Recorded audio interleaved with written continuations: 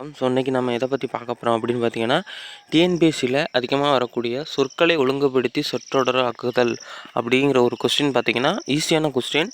அது ஜஸ்ட்டு பார்த்தீங்கன்னா ஒரு லெட்டர் இல்லைன்னா ஒரு வார்த்தை இல்லைன்னா ஒரு 2-3 எழுத்து அதனால் வர்ற ஒரு மிஸ்டேக்னால நீங்கள் மாற்றி எழுதிடுவீங்க சரியா. ஆனால் உங்களுக்கு படிக்கும்போது நீங்கள் கரெக்டாக படிப்பீங்க, ஆனால் அந்த ஒரு பதட்டத்தில் நீங்கள் தப்பாக எழுதிடுவீங்க. ஸோ அதனால இதில் சம் எக்ஸாம்பிள்ஸ் நான் காமிக்கிறேன். ஸோ அது நீங்கள் தான் ஆன்சர் பண்ண போகிறீங்க. ஸோ நான் லாஸ்ட்டாக ஆன்சர் சொல்லுவேன். ஸோ அதுக்கு முன்னாடி நீங்கள் ஆன்சர் என்னவாக இருக்கும் அப்படின்னு நீங்கள் கமெண்ட்டில் பின் பண்ணுங்கள். ஸோ இப்போ பார்த்தீங்கன்னா, சொற்களை ஒழுங்குபடுத்தி சொற்றொடராக்குக. பார்த்தீங்கன்னா, ஒழுங்குபடுத்திய சொற்றொடரை தேர்வு செய்க. நோயற்ற வாழ்வே குறைவற்ற வாழ்வு. நோயற்ற செல்வம் குறைவற்ற வாழ்வு. நோயற்ற வாழ்வே குறைவற்ற செல்வம். குறைவற்ற செல்வம் நோயற்ற வாழ்வே. ஸோ இதில் option A, option B, option C, option D. So இதில் எது ஆன்சர் கரெக்ட் அப்படின்னு பார்த்து நீங்கள் கமெண்ட்டில் சொல்லுங்கள். அடுத்தது பார்த்தீங்கன்னா, 2வது கொஸ்டின் ஏ, பிறர்க்கென வாழ்ந்த செம்மல் தனக்கென வாழாமல். ஆப்ஷன் பி, வாழ்ந்த செம்மல் தனக்கென வாழாமல் பிறர்க்கென. ஆப்ஷன் சி, வாழாமல் பிறர்க்கென தமக்கென வாழ்ந்த செம்மல். தமக்கென வாழாமல் பிறர்க்கென வாழ்ந்த செம்மல். ஸோ இந்த 2வது கொஸ்டினில் எது நீங்கள் கரெக்டோ அதை நீங்கள் கமெண்ட்டில் சொல்லுங்கள். அடுத்த 3வது கொஸ்டின் பார்த்தீங்கன்னா, ஏ, உடலுக்கு நல்ல ஆரோக்கியத்தை செய்க ஆசனங்கள். ஆப்ஷன் பி, நல்ல உடலுக்கு ஆரோக்கியத்தை தரும் ஆசனங்கள். ஆப்ஷன் சி, ஆரோக்கியத்தை தரும் ஆசனங்கள் நல்ல உடலுக்கு. ஆப்ஷன் டி, ஆசனங்கள் உடலுக்கு நல்ல ஆரோக்கியத்தை தரும். ஸோ இதுக்கு நீங்கள் ஆன்சர் எது கரெக்டோ அதை நீங்கள் கமெண்ட்டில் பின் பண்ணுங்கள். அடுத்தது ஆப்ஷன் ஏ, பின்னே யானை வரும் மணியோசை வரும் முன்னே. ஆப்ஷன் பி, யானை வரும் பின்னே மணியோசை வரும் முன்னே. ஆப்ஷன் சி, மணியோசை வரும் முன்பே யானை வரும் பின்பே. ஆப்ஷன் டி, வரும் மணியோசை முன்னே பின்னே வரும் யானை. ஸோ இது நீங்கள் கரெக்ட் எதுவோ அதை நீங்கள் ஆன்சர் கமெண்ட்டில் சொல்லுங்கள். அடுத்தது பார்த்தீங்கன்னா, 5வது கொஸ்டின் ஆப்ஷன் ஏ, ஆலயம் சாலவும் நன்று தொழுவது. ஆப்ஷன் பி, தொழுவது ஆலயம் சாலவும் நன்று. ஆப்ஷன் சி, ஆலயம் தொழுவது சாலவும் நன்று. ஆப்ஷன் டி, நன்று தொழுவது ஆலயம் சாலவும். ஸோ இதெல்லாம் நீங்கள் பார்த்தீங்கன்னா, இதுக்குள்ள நீங்கள் எது ஆன்சர் கரெக்டோ அதை நீங்கள் கரெக்டாக சொல்லுங்கள். அடுத்தது 6th கொஸ்டின், பணி செய்து கிடப்பதே என் கடன். ஆப்ஷன் பி, என் கடன் செய்து கிடப்பதே பணி. ஆப்ஷன் சி, செய்து பணி கிடைப்பதே என் கடன். ஆப்ஷன் டி, என் கடன் பணி செய்து கிடப்பதே. ஸோ இதில் நீங்கள் எது கரெக்டான ஆன்சரோ அதை நீங்கள் கமெண்ட்டில் சொல்லுங்கள்.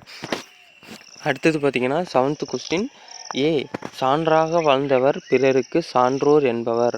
ஆப்ஷன் பி, சான்றோர் என்பவர் பிறருக்கு சான்றாக வாழ்ந்தவர்.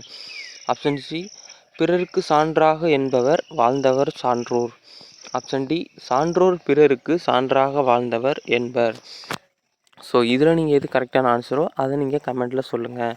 அடுத்தது 8th கொஸ்டின் பார்த்தீங்கன்னா, ஏ, விளக்காயினும் வேண்டும் சுடர் தூண்டுகோல். ஆப்ஷன் பி, சுடர் விளக்காயினும் தூண்டுகோல் வேண்டும். ஆப்ஷன் சி, வேண்டும் தூண்டுகோல் சுடர் விளக்காயினும். ஆப்ஷன் டி, தூண்டுகோல் வேண்டும் சுடர் விளக்காயினும். ஸோ இது பார்த்தீங்கன்னா நீங்கள் ஆன்சரை கண்டிப்பாக நீங்கள் சொல்லுங்கள். அடுத்தது பார்த்தீங்கன்னா, சொற்கள் ஒழுங்கு பெற அமைந்த சரியான சொற்றொடர் அறிக்கை.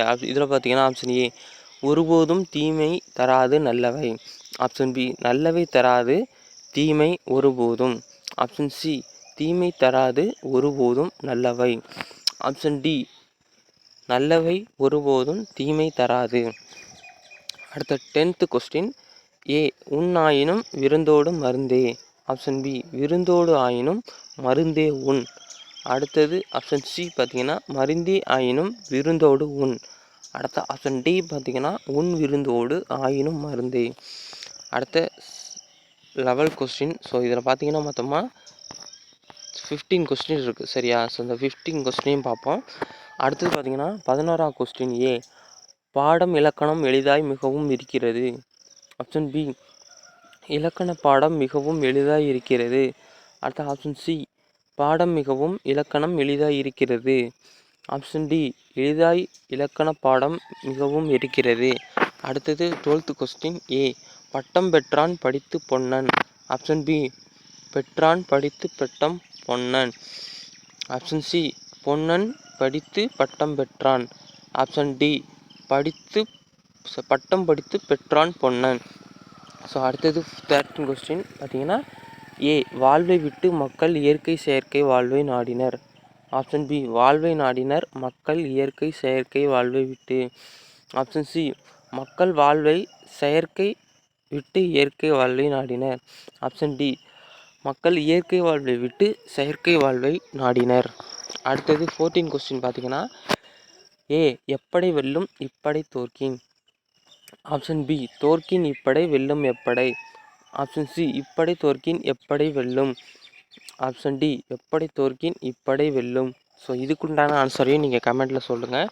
அடுத்தது 13 கொஸ்டின் பார்த்தீங்கன்னா, ஏ தமிழ் பரப்பும் இன்னிசையால் ஞானசம்பந்தர் நாளும் ஞானசம்பந்தர் எந்நாளும் தமிழ் பரப்பும் இன்னிசையால்.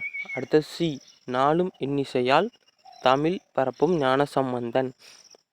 ஆப்ஷன் டி தமிழ் பரப்பும் நாளும் ஞானசம்பந்தன் இன்னிசையால். ஸோ இதுக்கெல்லாம் மொத்தம் 15 கொஸ்டினுக்கு நீங்கள் ஆன்சர் கமெண்டில் சொல்லுங்கள். சரியா?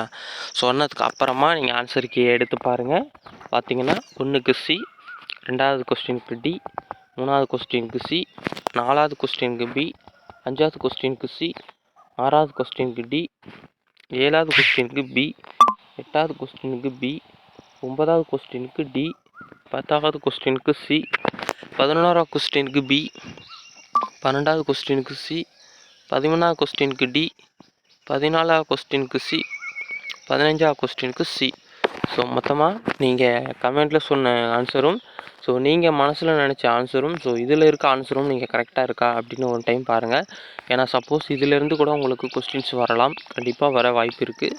ஸோ கண்டிப்பாக இதை நீங்கள் மறக்காமல் நல்லா பார்த்துக்கோங்க. Okay friends, thank you. நம்மளோட சேனல் நீங்கள் சப்ஸ்கிரைப் பண்ணி வச்சுக்கோங்க.